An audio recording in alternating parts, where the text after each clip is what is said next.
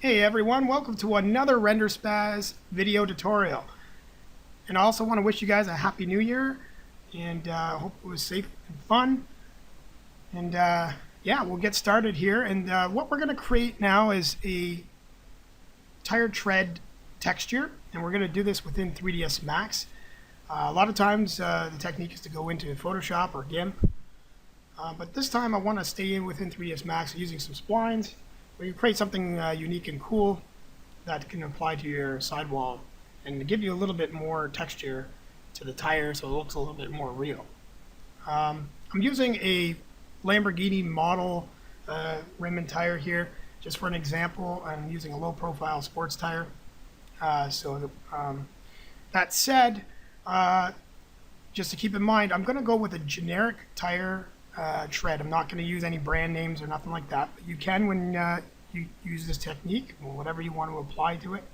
Whether it's Pirelli tire, Goodyear tire, you can go with a, kind of just looking at a reference image and then applying what you want. But for now, I'm going to just show you how this technique works. So let's bounce out of our fore view here, and it's going to go to a left mode here and just look at the tire flat on. Now we don't need our active shade right now, so I'm going to hide that and I'm going to go to our shaded mode. Alright, so we're going to select the wheel, and we're going to go to our object properties and make sure we're going to freeze this. We also want to make sure the visibility is down. I'm going to say about 0.4, and okay, and we also want to make sure that show frozen and gray is off. Now we have a ghosted look to our tire, so this way we can see where exactly we're going to apply our tire sidewall. So our next step is to go over into our splines, and we're going to create a circle. Just going to go right to the center here. I'm going to get as close as we can. We don't want to go into the tread. Now what we want to do is center our spline, make sure it's centered in the grid. And we also centered the tire in the grid as well, so everything lines up. Okay, right now I'm just going to work with a lower interpolation. Okay, we're just going to go with a lower amount for now, and then we're going to crank it up as we start to get some more detail in here. All right, so I'm going to hold Shift down, and I'm going to drag through and just get right. I'm going to go right below, or just right above actually where it dips in here towards the rim. So just trying to get an idea. There we go. We're going to hit a copy. It's fine. All right. So right now what we have is a line here.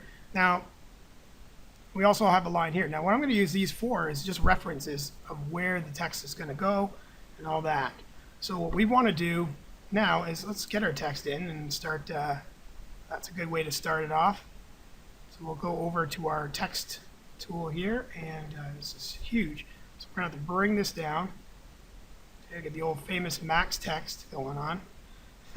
So we want to just change that. I'm going to call this something like, I don't know, I'm going to say performance plus. Okay, that would be like your main title, your main branding name. All right, sometimes there's multiple. All right, so once you have that, we can begin to shape this out, but I want to also look at our different text styles. And actually, whoa, that actually looks pretty cool. I mean, that's just a regular Arial bold, but you know what, I like it, and I like the italic on it. So let's go into the text here, and let's bring in a modifier, and let's bend it. All right, so we're going to bend this like a 90-degree direction on the X, and now we can just start to kind of curve this. Okay, so I'm going to do 180. Actually, it's probably a little too strong, but let's get this in the spot. Okay, let's get this kind of where we want it.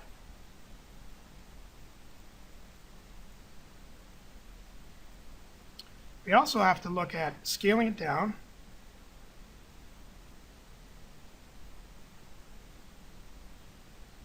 We want to stay within those guidelines.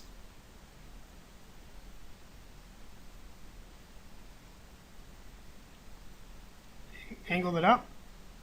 You can see now we're starting to get a nice fit. All right.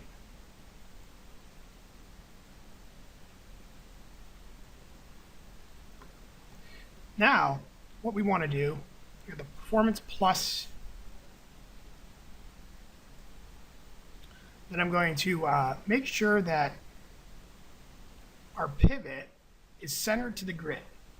So if you can see down here, I'm just going to right click, okay, and set that to 0. And you can see the pivot's at the center of the grid.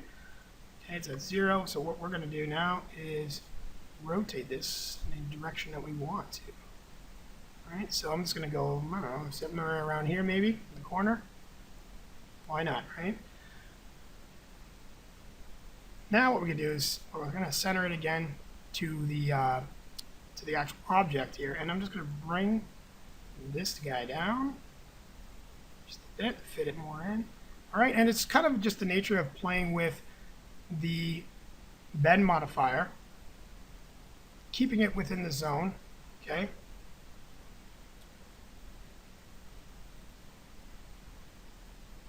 There we go. Now the cool thing is you can actually get, you know, different fonts. You can get fonts that would represent, say, the Oklahoma.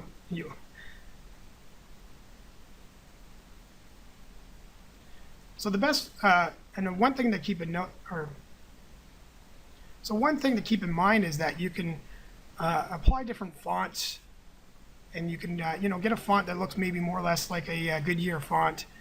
And you can type in Goodyear, get the logos, and put them all in there. You can change all this up so that it looks more or less to.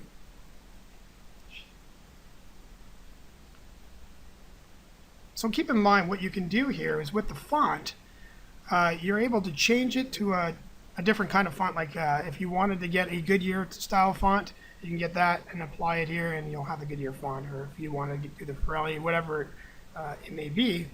And you could start to create the actual tire, or actual branding tire here. All right, so that said, we're going to now change this coloring here a little bit so we can see it better. Put it like a yellow, or sort of like a green, and that's a little easier to see on the eyes there. So now that we have the Performance Plus in this spot, we want to start getting some other kinds of details. And a lot of times I noticed in tire sidewalls we get like striping, and there's also other little text that read in saying something like, is the tire pressure, what's the tire pressure, the performance rating of the tire, etc. So I'm not going to apply that all in this tutorial. I'm just kind of showing you guys an example of how you can get these results. So let's get some lines going here, or actually we're going to go with the rectangle. I just want to build a rectangle like this here. All right, let's hold shift down, let's duplicate a bunch of these, and get some duplicates going. Maybe another one here. So I gotta cut myself short, maybe 8 more. There we go. All right, and what we can do, convert these to splines.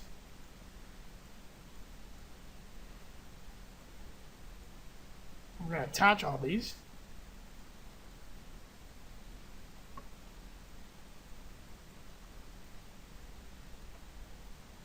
All right. Then I'm going to center its pivot to the object now. There we go. And let's go over to our vertex splines, and I'm just going to bring these down just a bit. I'm too high. Okay, because this is a low profile tire. We want to stay within this region here. Now we're going to go over the modifier list, and we're going to skew. It's a cool little name, skew in it. And then we just want to go to our Y, and then just bring up the amount. All right, we're going to try to match where the P skew is there. There we go. Something like this. We're going to just want to match that a bit. And then what we're going to do is, of course, we're going to go to our bend modifier now. And we're just going to direction 90 degrees, go to the X. Or bend this just a tad bit.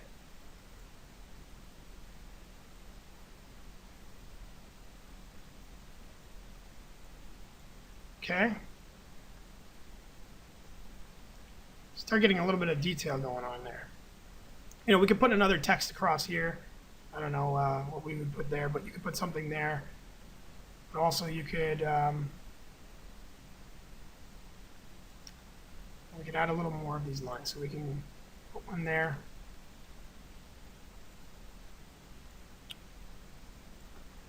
And then I'm going to go over to the spline. Center the pivot, or sorry, I'm going to center it to the grid.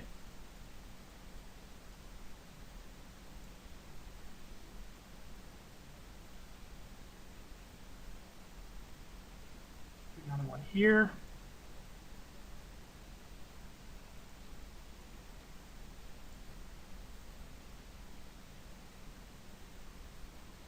One there.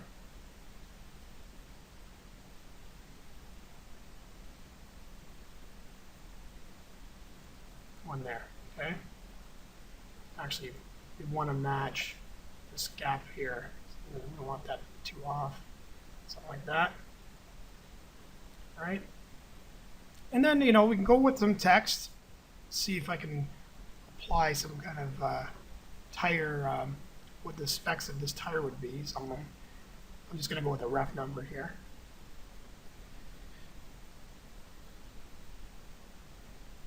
Text tool here.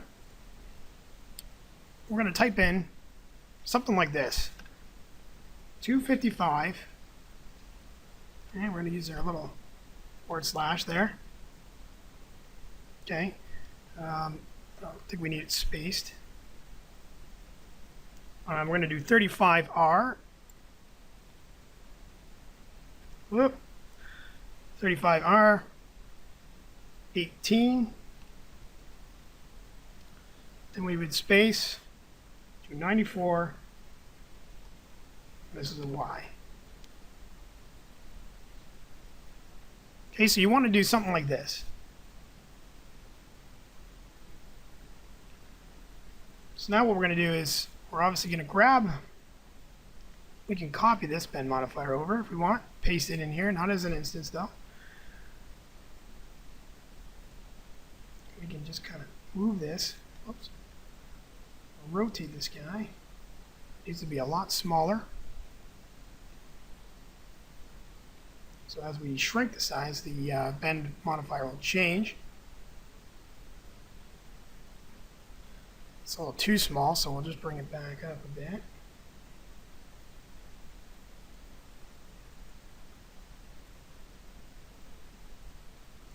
Just gonna rotate this in.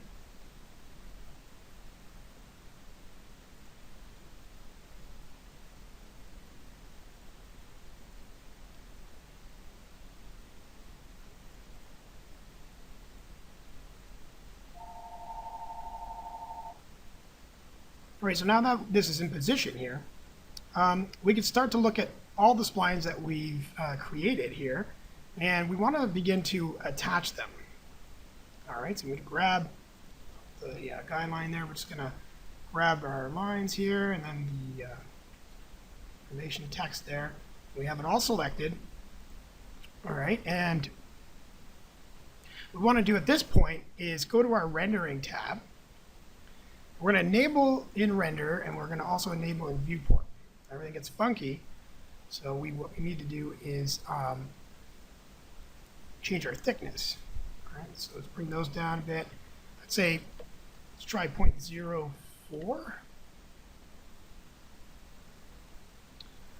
0.8.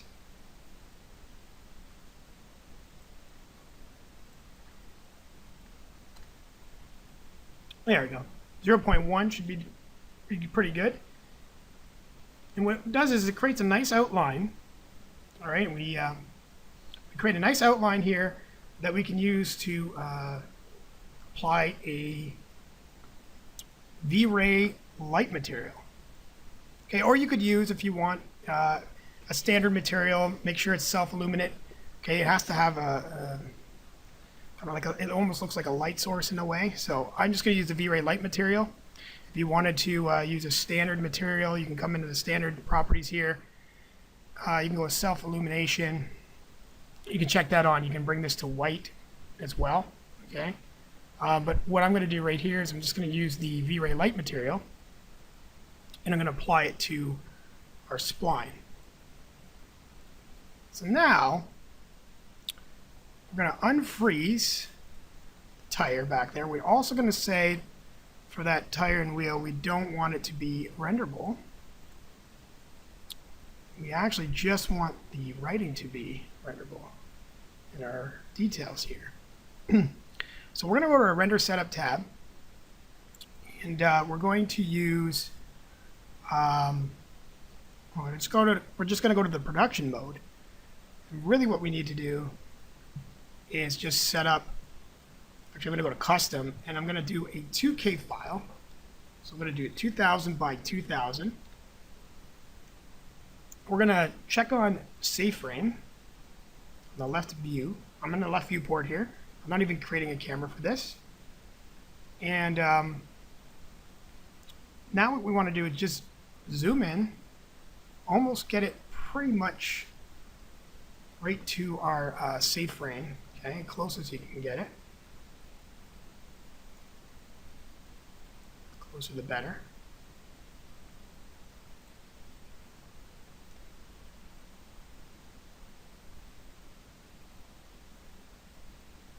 I'd say somewhere around there. So what I'm doing is just looking at the green line and just trying to get a nice gap between and make sure everything looks quite even, okay? Now that we have that, we're just going to hit F9. Or actually can't hit F9 because I got the recording software going right now. That's one of the hotkeys for it. So I'm just going to render this.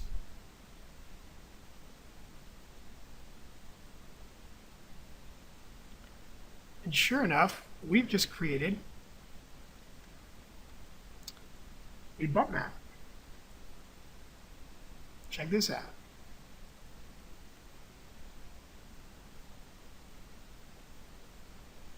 Now it's pretty cool.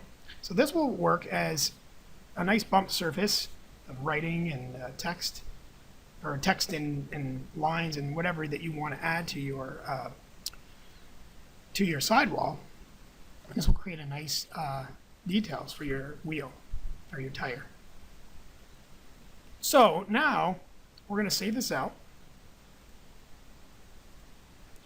Okay, so once it's saved out, I just saved it as a JPEG image, so a black and white like this, JPEG. And what I've done was I took two versions of the tire material, right? So what I've done was I copied that over, and then I just renamed it to tire sidewall, and then I just plugged in my tire sidewall JPEG in the bump map area here. All right, that's all I've done. So from there, we can start to see our results here. So now that we have this all said and done, I'm just going to grab our splines, and I'm going to hide these. We don't need them right now. Now what I got to do is unfreeze everything, which I've done. Okay, so now go to Object Properties, Renderable, make sure that's renderable, and put the visibility back to 1, and hit OK. There we go. Now what happens is in certain cases, depending on how you model your tire, okay, I'm going to take our inlet here, I'm just going to fix this up.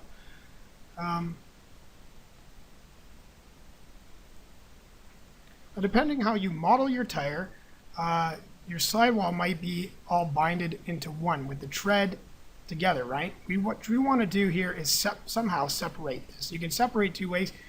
You could grab these, here, let's open this up. You can grab the sidewall's edges, and a loop, and I say ring, and I hold Control and hold, and then click on the polygon button here. We're gonna get almost everything selected. Not everything did select.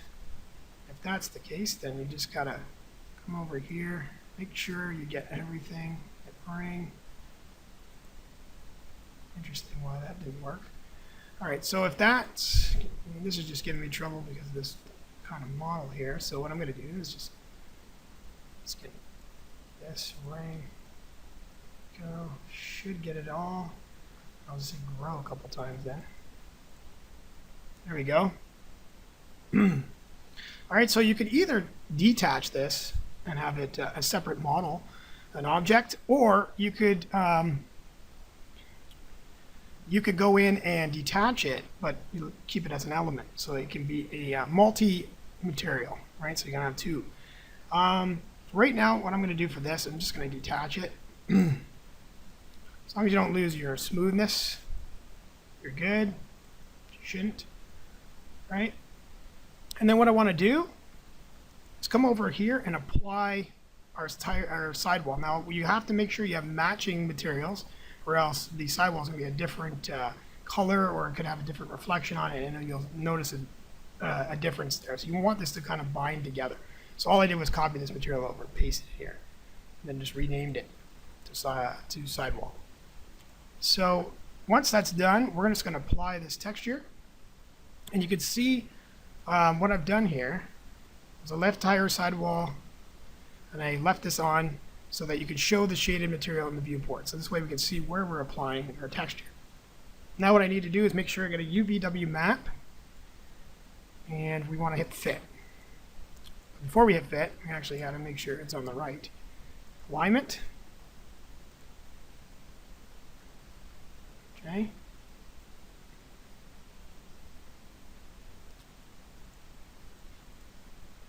So you can see we have it backwards. Here, let me just... Alright, so everything's backwards. Now there's a couple ways you can do that, or you can fix this, is that you can go to your angle snap, just turn it around. Okay, make sure it's at 180. That works. Alright, or you could possibly go just over here.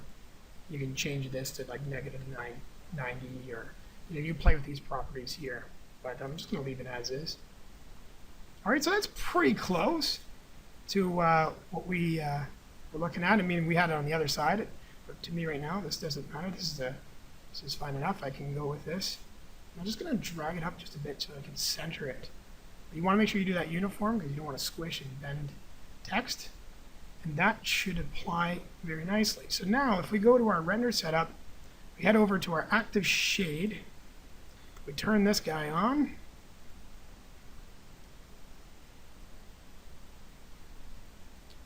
Active shade is working, which it is, good.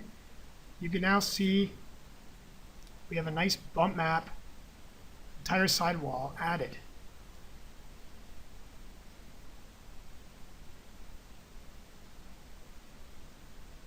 And it just really enhances the tire. Look, makes it look really good for the close-up shots, even some mid shots of the cars. You can see the, seeing the texture on the sidewall and the writing on there just really helps sell the deal. So I just want you guys to see kind of this approach. It's a pretty neat way of doing it. Hope you get creative with it. Think outside the box a bit and make some cool tire sidewalls, and you can have them for your collection of your cars. And I hope this helps a lot of people. And so I want to thank you guys for your time, and stay tuned for more tutorials, and check out www.renderspaz.com. See you later, guys.